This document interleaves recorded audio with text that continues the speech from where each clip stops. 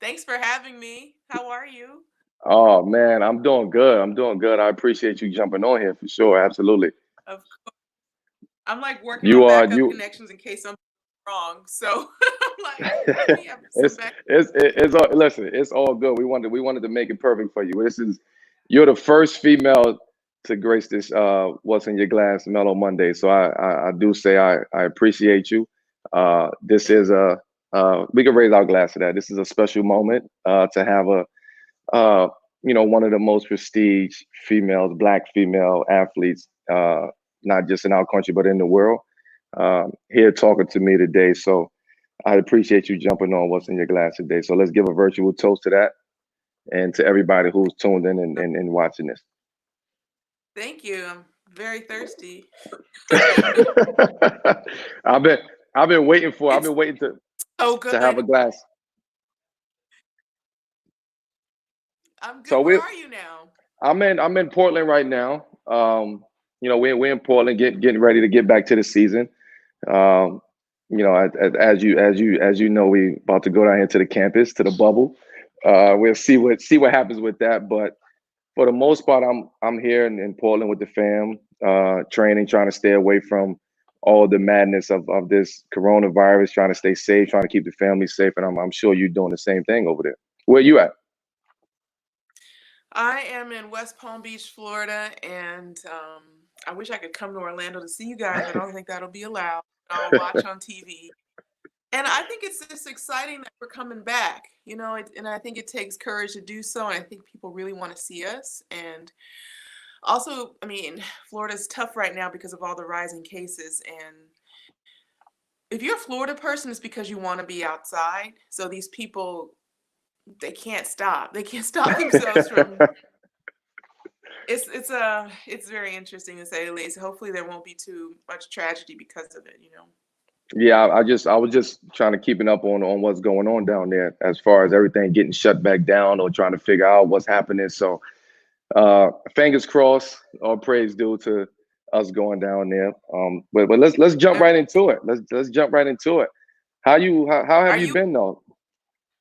I've been good. Are you excited to come back? Because I'm extremely excited to come back. I think I had resigned to the fact that maybe I wouldn't play because you want your mind to be ready for all these things. But I'm doing well. I mean, this is the most time I've ever spent at home since high school, since I was maybe 17. Wow. So and I'm currently 40. I'm 40 now somehow. And like, so it's the most time I spent home in 23 years. It's crazy. It's crazy. We doing the same thing.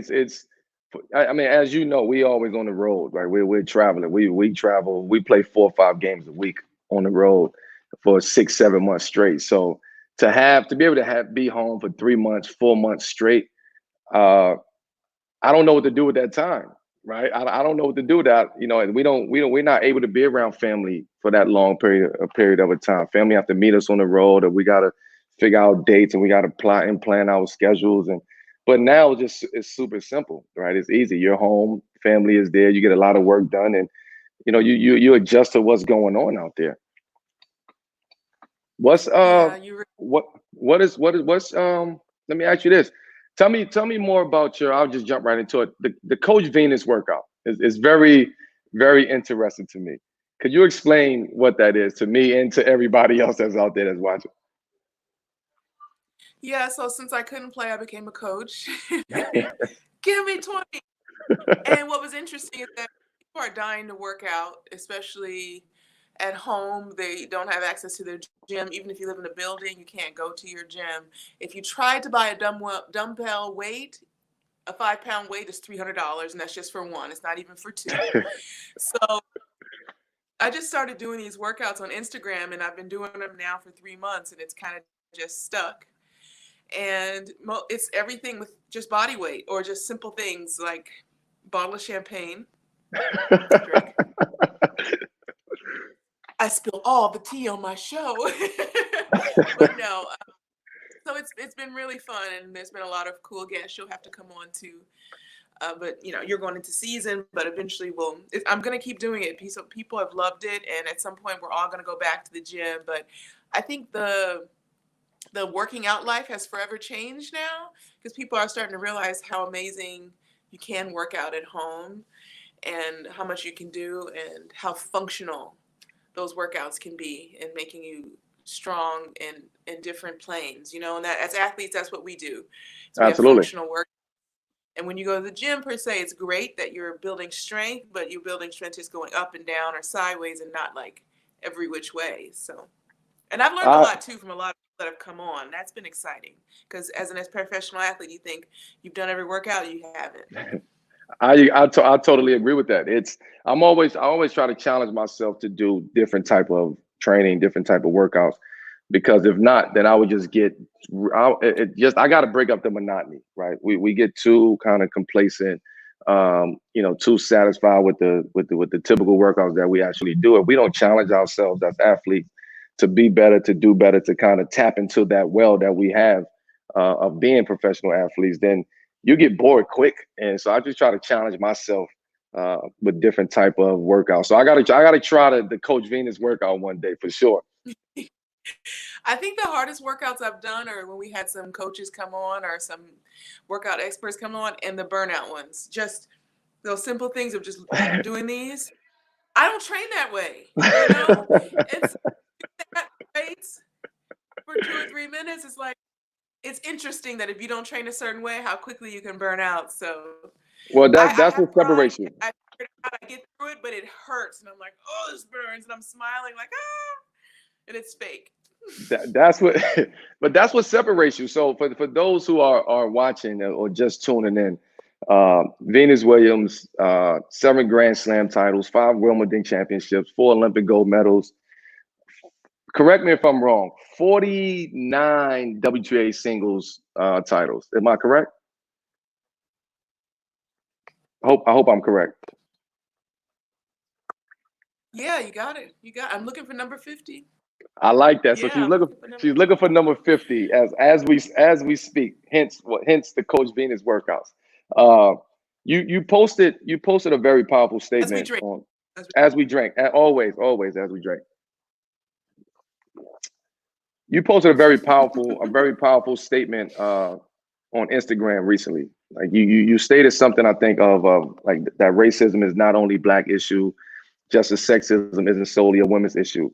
In your opinion, like, how do you think we can make that meaningful change?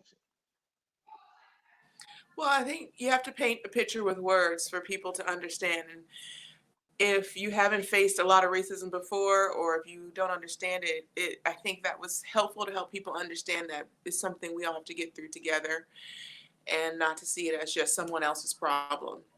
And in the beginning, honestly, I didn't really say much because I wanted to watch and see what happened. I didn't understand what the movement was or where it was going or any of it. And I had a lot to process personally. So I didn't really say anything right away. And I don't think anyone should be pressured to say anything right away or to jump right in. And I had to kind of mull through my own feelings as an African American Right. and talk to my family about it and talk to my teams about it. Even my teams at both of my companies, where they wanted me to say something, I said, listen, I'm processing this still. And so once I was finished processing it, that's kind of what I saw. Were you tempted to say something right away, or you told yourself that nah, I'm gonna just chill, I'm gonna wait and then see how this plays out, No, or what was that? say something right away, because for those of us who are African American, Black Lives Matter is not a new statement. It's Correct. something that we've been saying for a long time. So it's not new, it's not nouvelle, it's not something that we haven't heard before. So in that sense, that was new. Unfortunately, seeing us pass away by police violence or violence by authority without any convictions has been happening for 500 years. So sadly, that wasn't new either. And I wanted to understand how what I could say could be impactful or my truth. And I hadn't gotten there at the beginning. So it took you a while to kind of get to, or find your truth and figure out what your truth is, and Yeah. eventually you got to that truth.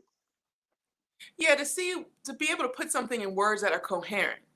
because you could say feeling sad, angry, hopeless, hopeful, ready to fight, all these things, but those are just feelings. Like, how do you actually put it in words that are going to make sense and something you'll be proud of, and not something you'll be like later on, man, I was so angry, I wrote the wrong thing, or I was so sad, whatever it is, and it's not something you can be proud of. And then once you know like where your platform is and where you stand, then you can move forward. And I know that I love the youth. And I know that my platform is definitely with helping people at the grassroots level, especially helping young people with sports and education because of what it did for me and what I see it do for young people all the time, and helping especially minorities to rise up. Everyone should have an opportunity, but especially minorities to rise up through sports and education. So with that being said, because a lot of people really don't. They may know, but they may not know um, the amount of work that you do in the for the Black community, right? And for the youth, and from a grassroots standpoint. So we're speaking on that. You've been fighting for equal rights for a long time. Before this movement even was here, you've been fighting for equal rights. Can you talk about kind of I would call it your trailblazing fight for equal pay at Wimbledon at the end of the day? Yeah, so that had more to do with equality for women. And like I said in the comment, it wasn't just, there were no men out there that said this isn't our problem, I don't really care. They understood that this was an issue. So we have to understand that also with racism, that it's not just an issue of minority groups. And that was an amazing thing, because I had just dreamed of going to play and win Wimbledon. I didn't realize when I got there that it wouldn't be equal, and that they weren't necessarily even about it, and that it had been that way since the 60s. So that was nothing I was you know, thinking that I was going to be involved in, and you find yourself there, and that's what happened. And it was just an honor to be a part of it, because it was something so much bigger than me just winning a title, that every single person that plays there from that day forward afterwards will get equal prize money and so on afterwards. And that's much more I could have ever done for me. No, makes sense. That's incredible, to be honest with you. We've definitely overlapped a couple times at the Olympic Games. What are some of your favorite moments and memories of those times?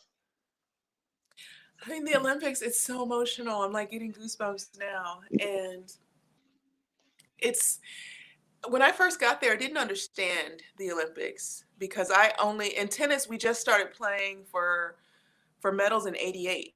So it hasn't been that long. So the Olympic tradition doesn't really exist. It didn't exist that long in tennis. Right. So my dad loved the Olympics, and he would have us watch these documentaries growing up of these Olympics. And I only played because I knew that my dad would want me to.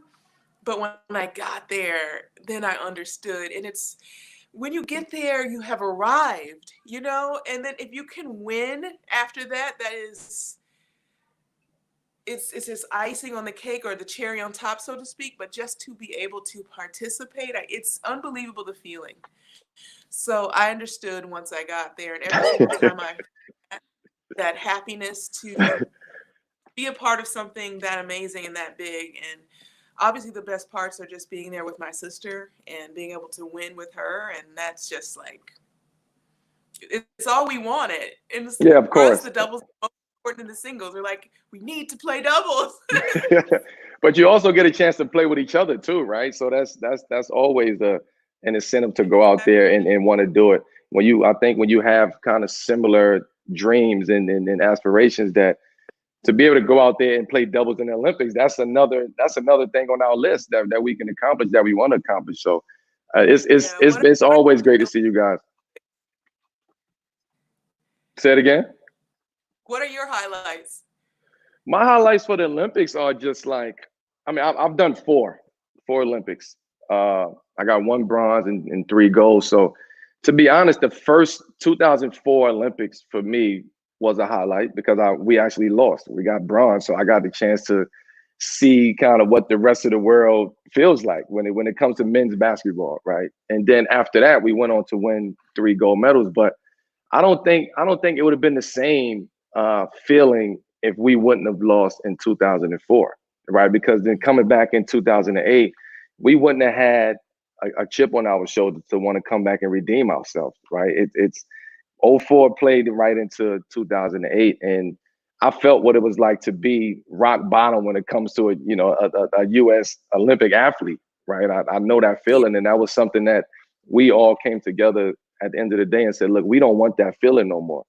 When the whole world, the whole sports world globally turn their back on you and just start saying things and that doesn't even make sense, but we understand it because we lost. That feeling, I would never want to experience that feeling ever again. And I'm sure you've had that feeling as an athlete, as a competitor too. Yeah, I agree with you. And the beautiful part of bronze, honestly, is there's redemption in bronze because when you lose that semifinal, or I'm not sure what you guys call it, semifinal, Yeah, semifinal, right? it's the Because same usually thing. it's the championships. I consider what you guys consider division, I consider a semi. Yeah, But yeah, yeah. um, and you have to pull yourself back up, and winning a bronze almost feels like winning a gold because you pulled yourself up and there's this amazing redemption. I think the silver is one of the toughest feelings in this kind of Mm, sport. Maybe not track and field, but I played a match where, we were on the precipice of that gold medal. Like literally it was ours, and then you get the silver and you could literally withdraw and die and still get the silver. And it was very painful. So I understand that. And you guys had a lot of pressure too coming in to like win. So that's a cool experience that you shared. I really understand it.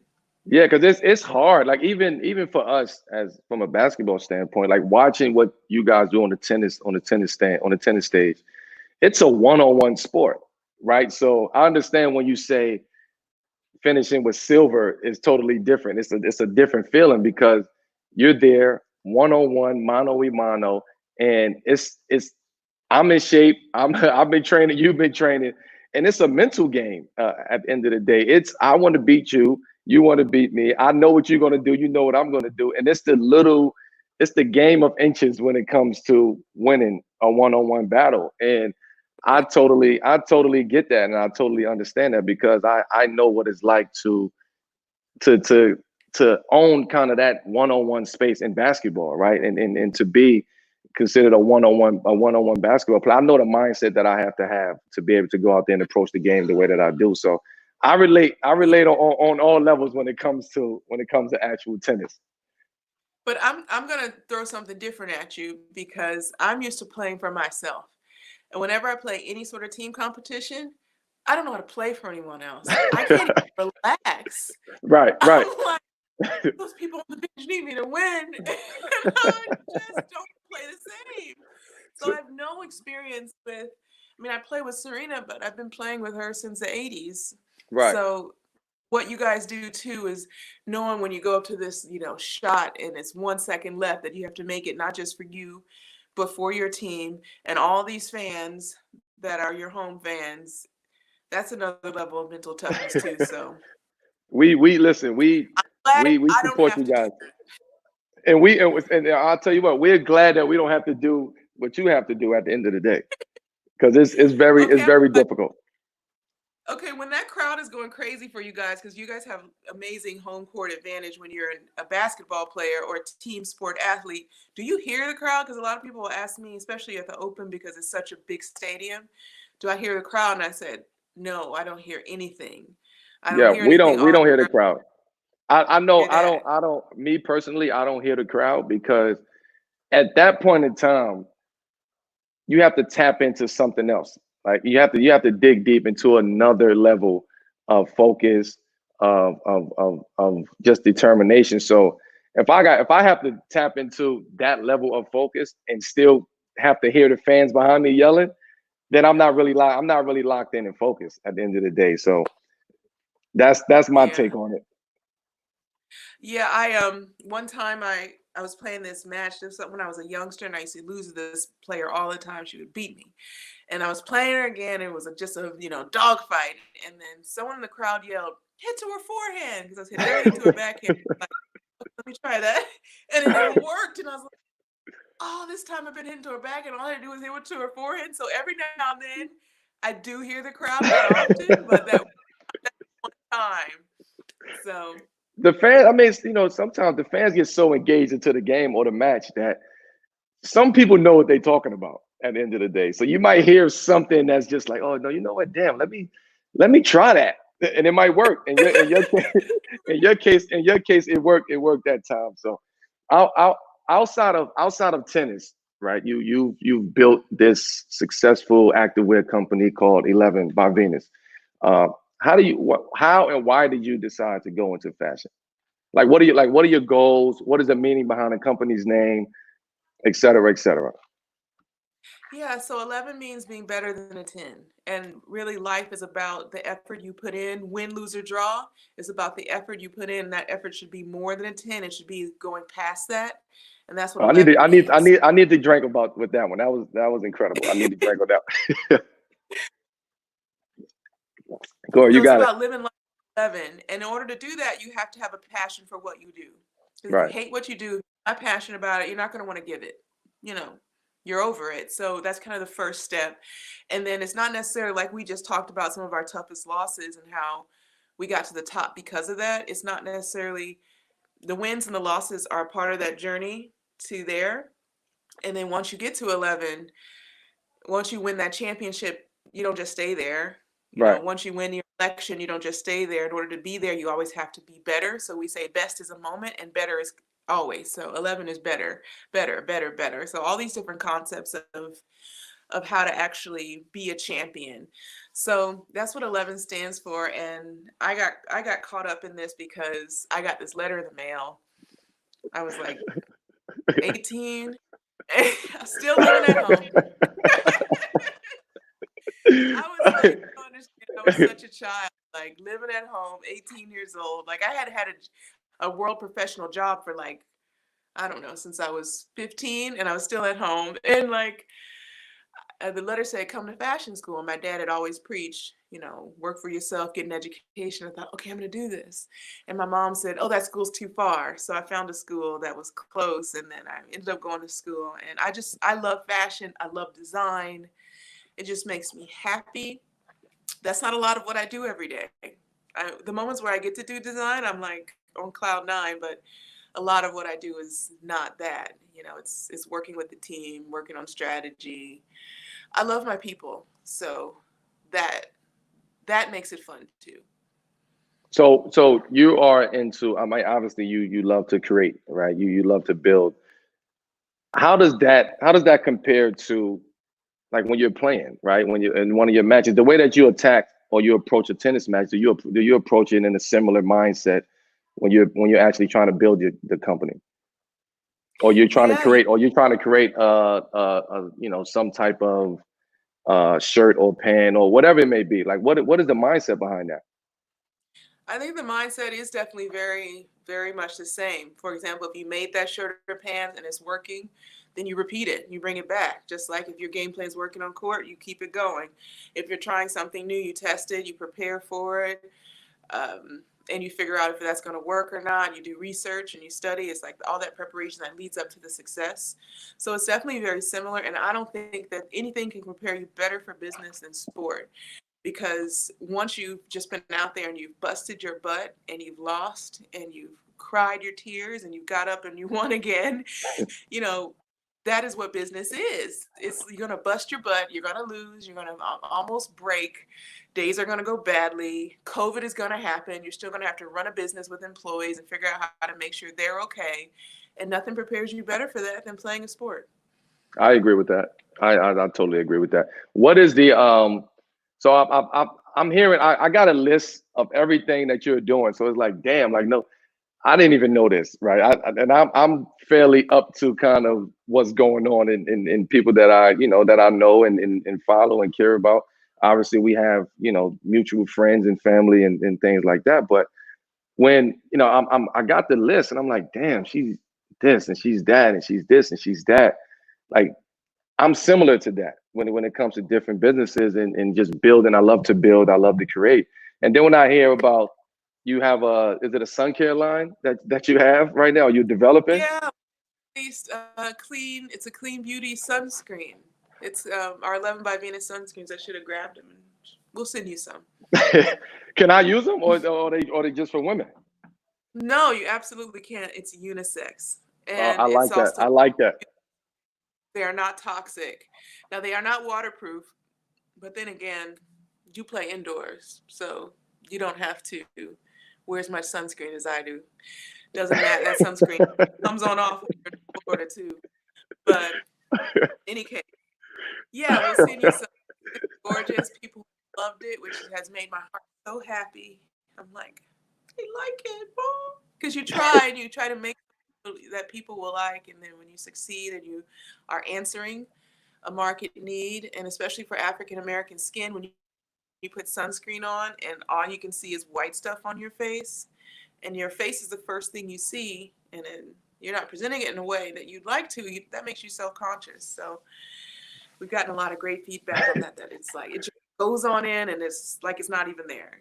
Do you have plans on expanding the beauty line, like adding more products, Yeah, or that's a secret? yeah, we have another this summer. I did, but it's a continuation of the collection, and even outside of beauty, we have other things that we are working on this year too, and then other things for next year. So none of these things I can quite say, but it's really 11 is a lifestyle, so it's not about what you put on, it's about how you think, and it's about all these different areas of life. So we want to reflect that in our message and also in the products that we offer, and our platform. So we have a lot of work ahead of us, but we're like working You overtime. I was gonna say, what do you call it? Just like, I don't you know. grooving. You Basically, grooving. You grooving. You grooving. You grooving. Again, 11 is better than 10. Oh, I love that. I love that slogan right there.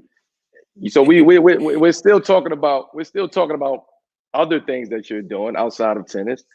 So we talked about the beauty line. We talked about the activewear company, which is 11, um, and you're executive producer at the end of the day. Like for the hits for Game On.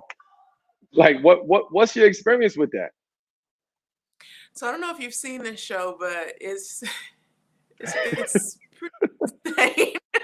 I think last week I was hanging upside down from like a ceiling and doing sit-ups. It was nuts. And also Rob Gronkowski's on.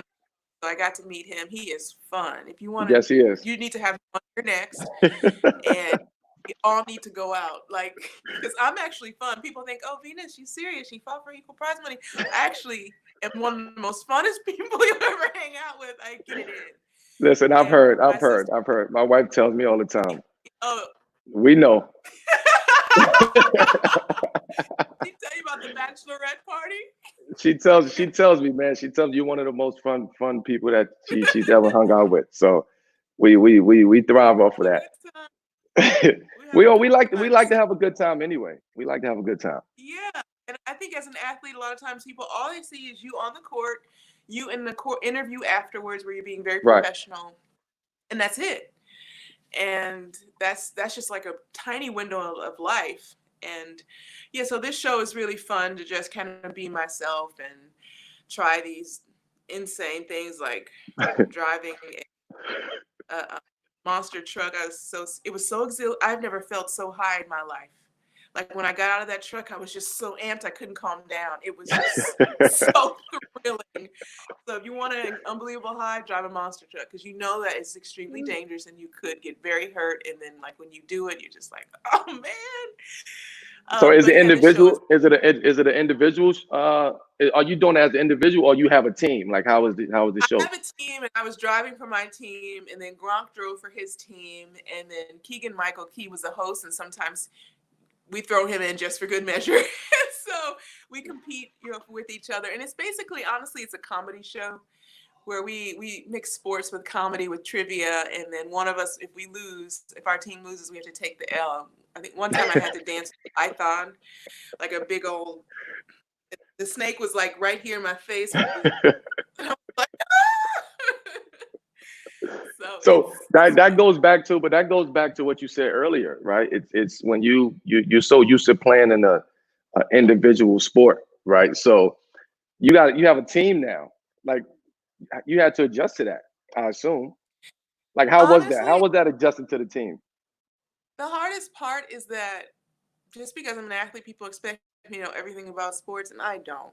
So at the end, there's an obstacle course. My teammates are running an obstacle course, and I need to answer as many questions as I Mm. can to like get points for our team. And then there's sports questions, and I'm like, oh no. So that part, like, don't leave me here answering these questions. I do not know everything about basketball. I know everything about tennis, but the others, I'm like, oh no. So Well, we we we yeah, we I like to hope we you'll come like on to learn. if it I, all I, works I, out and we have another season. I would love to. I Please would love come. to. I would love to. And I mean, again, like you said, as athletes, I know obviously I can relate to that. We are only supposed to just do what we're supposed to do, right? We're supposed to play basketball if you play basketball, play tennis if you play tennis, and that's it. That's the only thing we're supposed to do. And that's a big misconception right there of a lot of athletes, because so many athletes have so many things that they're into, so many different hobbies, things that they just love to do. So to kind of just be pigeonholed into one lane and just, do what you do, and that's it. I've always been team against. Like I've been against that for so long, because it's so much to us as athletes. That's just one part of our life. Um, with that being said, let's jump into some wine questions real quick. What Oh, okay. what's in your glass right now? I want to know what's in your glass. What are you Right drinking? now, I have the end of a cider beer. Which cider beer? I love cider beer. Which cider beer? Angry Orchard, and if you're getting dangerous, you can throw in a shot of apple flavored whiskey, Okay. but it will take Okay. you out if you keep doing it. You will be just twisted. What It is Angry Orchard is it? Which so. which flavor? Which flavor Angry Who Orchard? makes the apple whiskey? It's Crown Royale. Mm-hmm. And I remember I saw it a few years ago. There was a commercial for this Crown Royale whiskey with the apple. And I Yep. got so excited. I started trying to find it. I was like, where is this whiskey? And it's one of my favorites. So I didn't do that today because I wanted to be coherent. I didn't want to get too crazy. So what do you have? I'm drinking. I went because you was the first female on my show. I wanted to have a very great bottle, so I'm drinking 2008 Chateau Latour. That's a whole nother level of wine drinking. That's the top of the top, because I felt like I had to drink that because you was on the show. So it's because of you I'm drinking Latour at at Honestly, 5:45 a lot p.m. to learn. I have a lot to learn because I I I like a shot, and in the last couple of years I switched from like liquor to mostly like champagne, sparkling rosé, prosecco, anything with bubbles, and it's a good life. So I've also started to drink wine a little bit, and it's a different feeling too. So it it's much more appropriate, I think. It is. It is. It's a very mellow drink. No pun intended. So I'll leave it at that. Uh, let me. So I have something else for you before we wrap up soon. So I usually give my guests 10 seconds. We call it 10 seconds on the shot clock, right? To give their favorite things in the form of a toast, right? So I'm gonna start you with one. Toast Okay. to toast to your favorite person right now. Oh my gosh. My favorite person. Is there a favorite person? My sisters and I, we have a joke. Our favorite, we always say you're one of my favorite sisters. So my favorite person are my sisters. It's like you're one of my favorites. What is your toast to your favorite album? Oh gosh, that's tough. I gotta say one of my favorite albums is Frank Ocean, Pink. This album is a miracle. It was there for the good times. It was there for the bad times. And I quit my job to follow Frank Ocean on tour if he would just tour.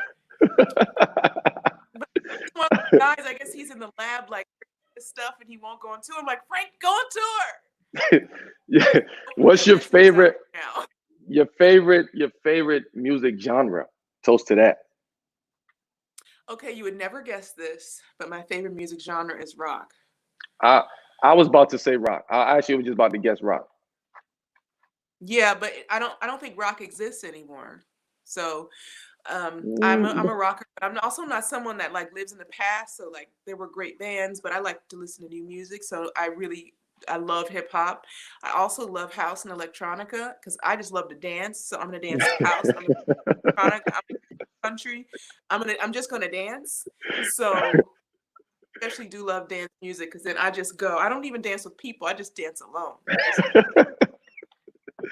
Just don't mess with me on my favorite songs too. You try to talk to me, I'm like, I gotta dance. especially not with the Angry Orchard and the the Crown Royale apple, the shot of Crown No. Royale apple. So, What so wine. So are you into wine first of all? You like bubbles. I'm I know you learning. like bubbles. I've watched my sister Isha drink. I'm sure you know her. Yep. Um, and Serena, I've watched her go on that road too, and now I'm just like going towards like that. So I just Okay. honestly like something not too dry, not too dry. Okay. So And speak so I do know I like something more complex. I like the journey of it. So I don't want it just to have, I want to have this full circle journey that I'm tasting so many things throughout the sip. So I do know that. But in terms of like what the names of those wines are, I don't know. 'Cause I go places and I let everyone else pick and I don't pay attention. So I need to up my wine knowledge. So I mean that makes sense. We all learning at the same time. I'm still learning. I'm into it heavy, but we still learning. What is Mm. you like red or white wine? In the past, I would have, this is sad, I would have said white because I could drink it faster. There's something about a red you don't want to go, or it's somehow hard to do, but yes, now I'm very red now that I'm able to get a be a little calmer. So when you are wine tasting, right? If you're just out and about and somebody orders some wine, do you do you sip it? Do you take sips or do you do full glasses? Like what is it? Um, a full glass, and I don't like to sit. I like to dance. I don't care if we're at dinner. I'll stand up. Let's go. You might not take me anywhere. My behavior is scary, but Michelin stars, I don't care. But yeah, I definitely will sip definitely more on a red, and then on a white I'll definitely take a little bit bigger because it's more refreshing. So you just somehow take like a bigger. I don't know if that makes any sense. You know what it is? I know what you're trying to say. You get right to it quick. You get right to it quick when you actually just drink as opposed to sip. It speeds Yeah. the process up. Well, also I think it's that athletes' mentalities. I don't, even though I love drinking, I don't drink often because I need to train. And also I'm vain, so I don't want to have any extra weight. And alcohol, for me Yeah. at least, puts on weight. So if I'm going to drink, I actually want to have a few. I'm probably not going to just have a glass. If I'm going to do it, I'm going to do it. If not, I'm going to just stay on this training routine. At least you know your personnel. You know you know what you can do. You know your body. You know the intake, and you know how disciplined you are at the end of the day. And you know if you're gonna drink, you're gonna go. It's either all or none. Because again, you All right, like to so you can dance. tell me what are you drinking? Do you sip or do you go? Can you take your time? Do you dance at the club or do you just like sit up and kind of like be? Because what I see, a lot of guys are just out there and they're like, I hate that. It's so annoying. I'm like, what are you here for? Like when I'm out, I'm bouncing here, bouncing there, talking to this person, talking to that person, laughing, dancing, fooling around, and then other people are just, like, go home. I'm a, you know what? I'm with wine. I love to sip because I love to enjoy it, and I love like you said, I love the journey of starting from the beginning and then seeing where that bottle takes me. Um, I am a, if I'm out at dinner, I have to have more than one bottle of wine, especially if I'm with a group of people. Um, and then if I'm out and about, I only like to go out if I'm going to have a really good time. Mhm. I don't like to go out if I have to sit there and just fall back and just be on my phone. I don't want to. I can just go to a lounge for that, right? But if I'm going to go out, I want to have a good time, and I like to turn up. I like to just enjoy my time when I'm out, and that's what it is at the end of the day. So yes, I like to sip, but I also like to sip multiple glasses and maybe a Okay. couple bottles at the end of the day. So how tall are you? I'm 6'8". So what is the So tolerance like for someone like you? Like it's maybe even one glass, you probably don't even, it's just like drinking water. No? yes, yeah. One glass of wine is really like that's just a starter. You know, you have an appetizer. That's like a hors d'oeuvre, right? One glass of wine. A bottle is like you starting to get to the entree when you get to a bottle, and then Wow. anything after that is dessert, and you just is extra at the end of the day. The joys of So being 6. Huh? the joys of being 6'8", but I will say, I will say, I know some 6'8" guys and even taller that a half a glass of wine will sit them down. So everybody's tolerance level is a little bit different. Okay. No, That's weird. no, that is weird. That is weird. But everybody's tolerance level is a little different than one another. What That's I have I have another topic. This is either this or that, and I think you answered one already. Favorite genre is okay. either R&B or hip hop. No rock, R&B Hip or hip hop. hip Hip hop. hop, okay. Um, so you was 90s. Let me see. Okay, you said hip hop. Baggy jeans or skinny jeans? Ooh. Gosh, with baggy jeans, I could wear a cut-off shirt. Baggy. Okay. Um, Oh, Janet you, Jackson, 1993. Yeah. I like that. Okay. You love a beanie or a dad cap? Dad cap. You know the little baseball hats, the soccer I dad hats. have like a million of those. Oh no. All I need is a minivan now. Sunglasses or eyeglasses? Ooh, I want to be sophisticated. Eyeglasses with my glass of red wine Okay. and high heels. Okay. Sophistication. Okay.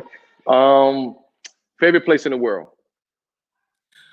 Oh, gosh, I would have said home because I never got to be here, but I'm gonna say Rome. I love Rome. Rome. Okay. Rome. All roads lead to Rome. Or maybe Okay. my sister's house because there's always food there. There's always a meal. I'm like a bachelorette. There's no food here. It's a struggle every day. Uh, For vacation, and this is the last one. For vacation, you like to relax or you like to adventure? adventure. Okay. Do you set a schedule when you're on vacation, or you just go with the flow? I rarely go on vacation, so I don't even know So I'll take how that to as do you that. go. I'll take that as you just go with the flow. Yeah, I would say go with the flow. So there you have it. There you have it, everybody. When she goes on vacation, when she does, she just go with the flow. She loves to dance. 11 is always more than 10 at the end of the day. We have a global icon, one of our sisters, one of our Black sisters. Um, we love you. Keep doing what you're doing. We support you. We support you. We support your family. We all are big fans. I'm a big fan. And go get that 50th at the end of the day. So we rooting you on. We cheering for you. Thank you. Thank I you. I'll be appreciate watching. you. Good luck in your season, and I will talk to you and give your baby a hug too. He is. I watch him. He's He's not a baby no more. go. He's not I a baby know, no but more. he's still got the little baby face, and I watch him play his games on Instagram. I'm like, oh, he's grown up. So, like, No, give your whole family a hug, not just him. absolutely. Absolutely. Likewise. I appreciate you, sis. Thank you. Thank you, of course. Anytime you want me back, call me. Got you. Got you. I'll make sure I get some of that Crown Royal to you too. Oh, please try it. I will. I will. I will. I appreciate you, sis. Thank you. Take care. Thank you. All right. Bye bye.